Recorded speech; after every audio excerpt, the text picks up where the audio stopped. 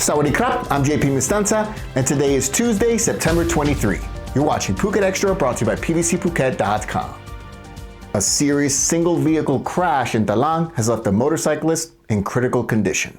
Police say the accident happened around 7:20 p.m. on the Old Airport Road, Route 4031, opposite a cannabis shop in Mu 8 of Tepkrasatri. The rider, a Thai man whose identity has not yet been confirmed, was traveling from Saku toward the Mudokau intersection when he appeared to lose control on a curve, veering off the roadway and striking a utility pole and a roadside billboard. First responders found a green-black Kawasaki registered in Chonburi province, heavily damaged in the grassy area beyond the bend. Rescue crews provided immediate care and rushed the victim to Talang Hospital, where doctors performed emergency CPR. Deputy Inspector Police Lieutenant Anuson Klinkeo led the on-scene investigation, documenting damage and working to contact the rider's family. The precise cause remains under investigation. As Phuket enters periods of slick roads and reduced visibility, authorities urge riders to slow down before curves, keep headlights on, wear helmets, and avoid sudden braking on wet surfaces. For more, visit thephuketnews.com. Patong police say no fines have been issued after a foreign tourist was filmed walking naked along Ratchute 200p road on Monday afternoon.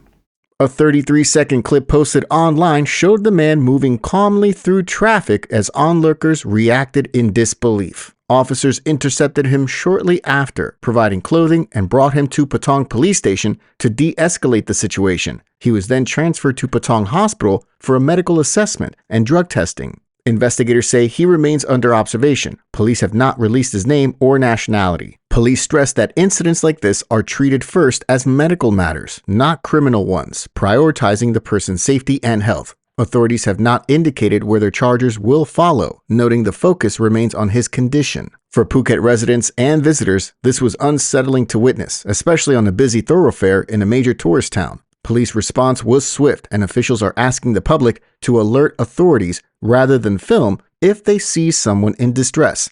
If you or someone you're with needs help, call the tourist police at 1155 or local emergency services at 1669. For more, visit thephuketnews.com.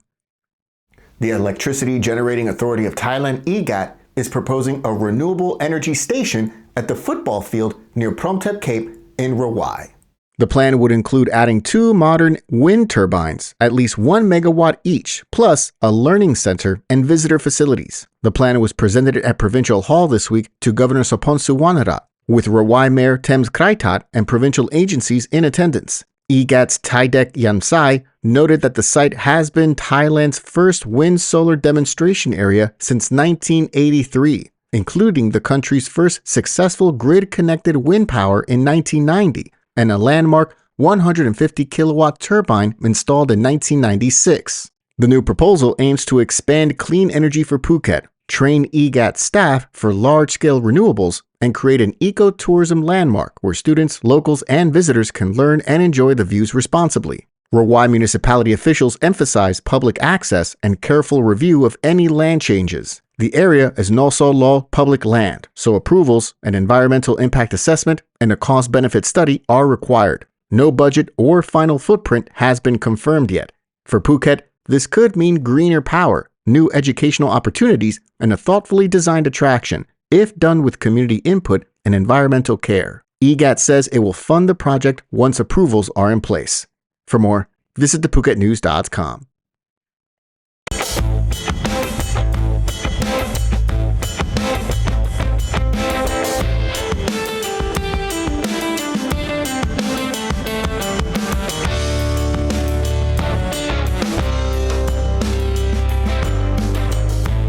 Phuket's energy officials are sounding the alarm over surging fuel use and the costs that come with it as traffic and tourism grow on the island.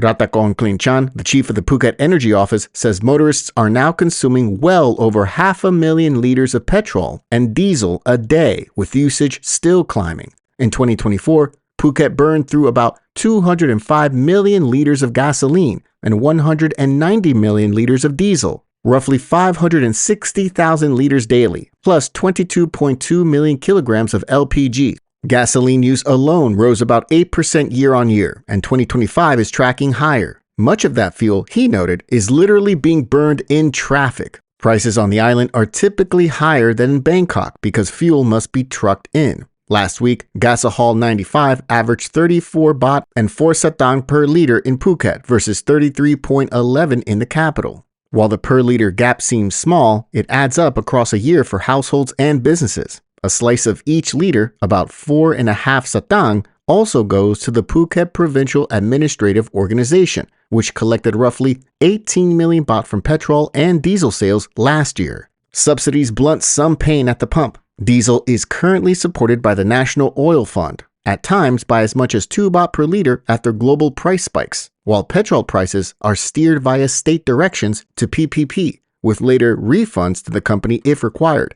Even so, Rattakon cautions that congestion, global oil volatility, and subsidies together place heavy strain on public finances. Solutions, he says, must go beyond road widening. Big projects like the Muang Mai Kokeo Katu Expressway and the Patong Tunnel, the Paklok expansions, and a long-discussed light rail project can cut wasted fuel, but only modestly without better public transport. Faster EV adoption helps, as EV users often spend around 2,000 baht a month on power versus roughly 5,000 baht for petrol. And electric buses are already reducing diesel demand. Still, EVs alone won't fix gridlock. His message to Phuket and visitors who share these roads is to invest in reliable buses, expand EV fleets and routes, and make public transport a first choice. For more, visit thephuket.news.com.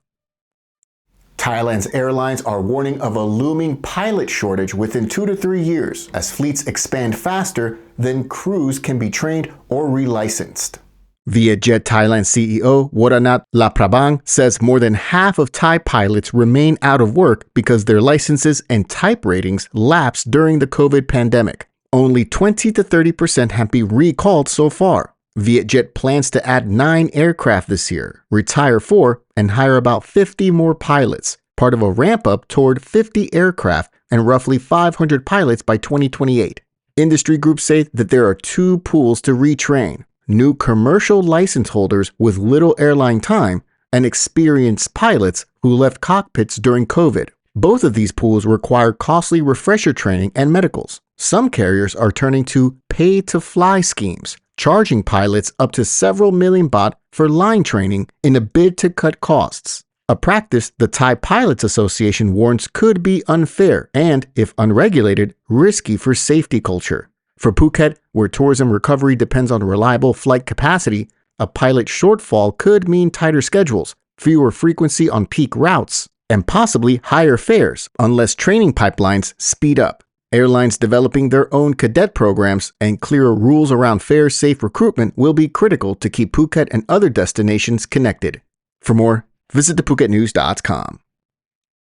We really appreciate you joining us on this edition of Phuket Extra, brought to you by pvcphuket.com. Join us again tomorrow. Until then, stay classy, Phuket. Phuket's rapid modernization has made it one of the world's premier holiday destinations. Investors can still buy quality condominiums for as low as $75,000, and luxury properties can go all the way up to 20 million. Condominiums in Phuket are a safe, secure bricks-and-mortar investment offering foreigners freehold ownership. Call or email Thai Residential, Phuket's #1 trusted real estate advisor, to find your perfect Phuket property.